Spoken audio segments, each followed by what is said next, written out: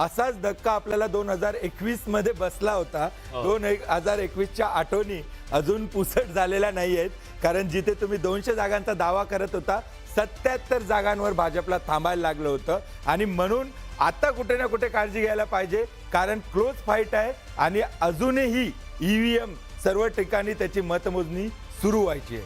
विलास. आणि पश्चिम बंगालमध्ये भाजपची बहुमताच्या दिशेने निश्चितपणे वाटचाल सुरू आहे, पण ही वाटचाल आता संथ झाली आहे. आधी वेगाने ते जात होते, पण आता तो वेग मंदावलेला आहे आणि पुढच्या काळामध्ये आपल्याला हे स्पष्टपणे दिसेल की ही लढाई काही सोपी नाही दोघांसाठी आहे, कारण दोघांनीही युद्ध लढावं अशा पद्धतीने ही निवडणूक लढलेली आहे. पण सगळ्यात महत्त्वाचं वेंकटेश केसरी सर, मला तुम्हाला विचारायचं आहे, विजयची घोडदौड ही सगळ्या बाकीच्या चर्चा सगळ्या बाजूला ठेवणारी ठरतीये आणि विजयचं जे हे यश आहे, जे आता सगळ्यात मोठा पक्ष विजयचा सध्या दिसतोय तामिळनाडूमध्ये, या यशाचं गमक काय वाटतं तुम्हाला?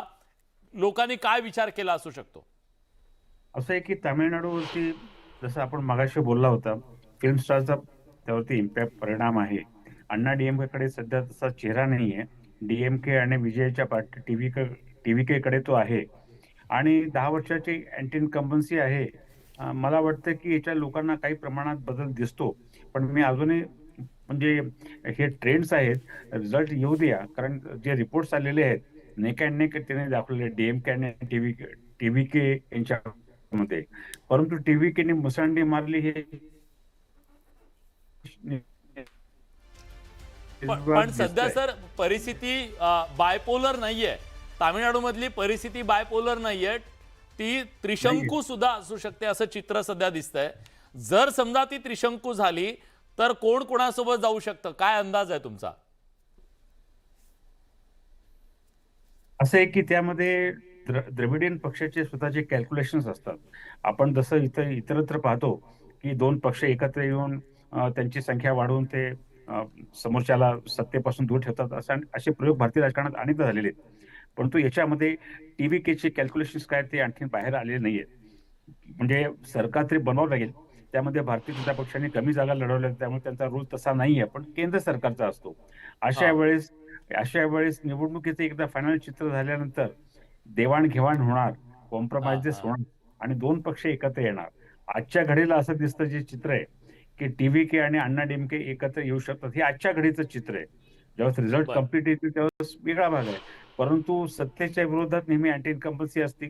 त्याला 3-4 राज्यामध्ये त्याला अपवाद आहेत, जसं गुजरातमध्ये अँटी इन्कम्बन्सी हा फॅक्टर कधी राहिलाच नाहीये. उत्तर प्रदेशमध्ये सलग 10 वर्ष भारतीय जनता पक्ष आलेली, तिथे तो फायदा नाही आहे. मध्य प्रदेशमध्ये 5 सतत 3 टर्म मध्ये बीजेपी आलेली आहे, म्हणजे तिथे नाही आहे आता. किंवा इव्हन हरियाणामध्ये पहा, त्यामुळे अँटी इन्कम्बन्सी पेक्षा प्रो इन्कम्बन्सी झालेलं आहे आणि निवडणुकीचं आता सगळं टेक्निक बदललेलं आहे. आपण जे म्हणतो की मतदान जास्त झालं तर पण याचा अर्थ तुम्ही म्हणताय तसं मग पश्चिम बंगालमध्ये सातत्यानं म्हटलं जायचं काहीतरी अंडर करंट आहे, काहीतरी अंडर करंट आहे. जेव्हा अंडर करंट असतो ती एखादी लाट तयार करतो किंवा एका बाजूनं पूर्णपणे स्वीप होतो, मग हा अंडर करंट नव्हता असं म्हणायचं पश्चिम बंगालमध्ये जे सध्या आकडे दिसतात त्यानुसार? नाही, पश्चिम बंगालमध्ये ही इलेक्शनच वेगळी आहे. असे की पश्चिम बंगाल ही छावणी झाली होती आणि ममता बॅनर्जीच्या विरोधात म्हणजे तिच्या सरकारविषयी कोणी बोललंच नाही. नॉन म्हणजे वेगळे, जसं शुभेंदू अधिकारींनी सांगितलं की हिंदुत्व पोलरायझेशन, ह्याच्यामध्ये गव्हर्नन्सचा प्रश्न सेकंडरी होता. त्याच्यानंतर गव्हर्नन्स नव्हतं, म्हणजे हे जसं बांगलादेशचे घुसखोर, हा प्रश्न सरकारच्या कामकाजाशी फार संबंधित नाहीये. त्यामुळे नॉन इश्यूज वरती इलेक्शन झालेली एवढं असून सुद्धा स्वीप अशी दिसत नाही कुठल्या पक्षाची. नाही, केसरी सर जे म्हणतात ना की नॉन इश्यूज वरती निवडणूक झाली, ते मला मान्य नाही अशासाठी की तिथे जे पोलरायझेशनचा उल्लेख आता शुभेंदू अधिकारींनी केला, हा इश्यूच आहे ना तिकडे. तिथे ज्यावेळेला रोहिंग्या मुस्लिमांच्या विरोधामध्ये म्हणजे स्वतः शुभेंदू अधिकारी हा व्यक्ती 55 वर्षाचा त्या मानाने राजकारणातला तरुण चेहरा आहे आणि तो आज भाजपाला मिळालेला आहे. कुठनं मिळालेला आहे? तृणमूल काँग्रेसमध्ये मिळालेला आहे. तृणमूल काँग्रेसमधून आलेले शुभेंदू अधिकारी आजच्या परिस्थितीमध्ये ज्या पद्धतीनं त्यांनी हे सगळं भाजपचं तिथलं शकट जे आहे ते चालवायचा प्रयत्न केलेला आहे, तो पण वाखाणण्यासारखा प्रयत्न आहे. कारण त्यांना तो तिथला जो हिंदू आहे, खास करून जो मालदा आणि त्यांनी मुर्शिदाबाद सारखा जिल्ह्यांचा उल्लेख केला, तिथे ज्या पद्धतीचं जे बांगलादेशातनं आलेलं सगळं मुस्लिमांचं आणि खास करून रोहिंग्या मुस्लिमांचं जे तिथलं राजकारण सुरू झालेलं आहे, ज्या राजकारणाच्या आधारावर तृणमूलनी सातत्यानं गेली 15 वर्ष तिथे आपला जम बसवलेला आहे. हे सगळं जे आहे त्याच्या विरोधातच तर तृणमूलनी भाजपनी गेल्या काही काळामध्ये मुद्दे बनवले होते. त्यामुळे भाजपला आता तिथे सत्तेवर येण्यासाठी जो मुद्दा आहे, मूळ मुद्दा, तो भाजपचा मुद्दा हा मुस्लिम आणि हिंदू हाच आहे. आणि भाजपनी तो मुद्दा लपवून नाही ठेवलेला, हे आपल्याला लक्षात घेतलं पाहिजे. ठीक आहे, मी येतो तुमच्याकडे. तामिळनाडू मधून डीएमके साठी अत्यंत चिंताजनक बातमी आहे. स्टॅलिन पिछाडीवर दिसत आहेत. महत्वाचं म्हणजे विजय दोन्ही जागांवर आघाडी घेतलेली दिसते. थलपती विजय आघाडीवर आहे, स्टॅलिन पिछाडीवर आहे.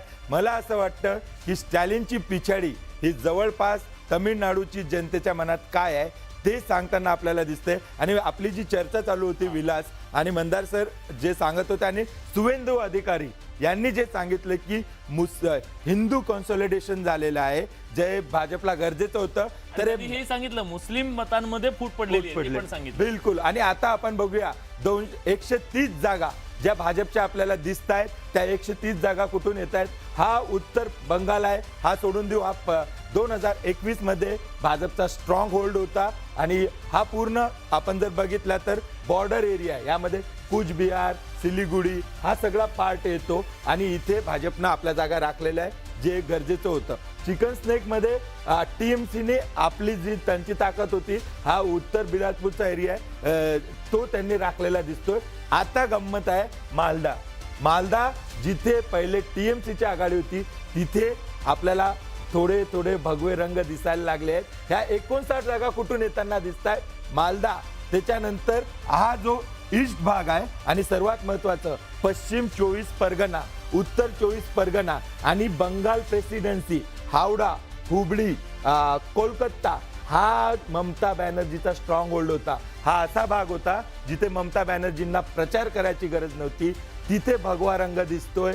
त्यामुळे ह्या 59 जागा ज्या येत आहेत त्या लोअर बंगालमधून येत आहेत, खास करून पश्चिम भागातून येताना दिसत आहेत.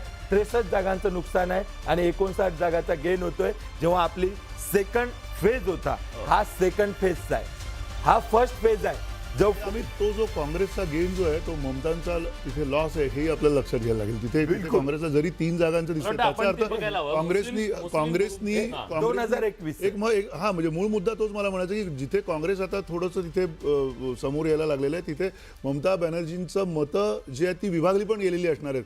ती विभागली पण आपल्याला बघायला भागात काय झालंय अगदी थोडक्यात दाखवतो की 2021 मध्ये पश्चिम बंगाल कसा दिसत होता, थोडा भगवा आणि 90% हिरवा. 2026 येता या पश्चिम बंगालचं भगवीकरण होताना दिसतंय सुरुवातीला. अजून थोडा वेळ आपल्याला थांबायला लागेल. आणि ज्या पद्धतीने विलास सांगत होता की मुस्लिम मेजॉरिटी सीट्सवर काय परिस्थिती आहे आपण बघूया. या सुरुवातीच्या कालामध्ये आपण बघतोय, जसं सांगितलं होतं, चिकन स्नेक जो पार्ट आहे तो टीएमसी कडे जाताना दिसतोय. मालदा मधला भाग टीएमसी कडे, मुस्लिम बहुल हे ज्या सीट्स आहेत या तुमच्या स्क्रीनवर दिसत आहेत. भाजपनं बिलकुल जागा जिंकल्या नाही, हे आपण मुस्लिम बहुल जागांवर टीएमसीने घेतलेली आघाडी दिसतोय. पण याच ठिकाणी जर आपण बघितलं हिंदूंची किती मेजॉरिटी आहे हे बघायला लागेल. आणि त्याचा फायदा कोणाला होतो, कारण त्यांनी म्हटलं होतं की हिंदू कॉन्सॉलिडेशन झालेलं आहे. आणि हा बघा, हा आपण बघतोय की हा तो पार्ट आहे जिथे हिंदू 50% जास्त आहे. आणि ते जे त्यांनी सांगितले की हा हिंदू बहुल भाग असताना देखील ममता बॅनर्जीचं इथं वर्चस्व होतं. सर्वात जास्त जागा 2021ला त्यांना इकडनं मिळाल्या होत्या. परंतु जे आपण म्हणत होतो ना 3 ते 4% मतदान, ते कुठे गेलं? ते कोण होते? युवराजजी, हे कदाचित त्याचं उत्तर आहे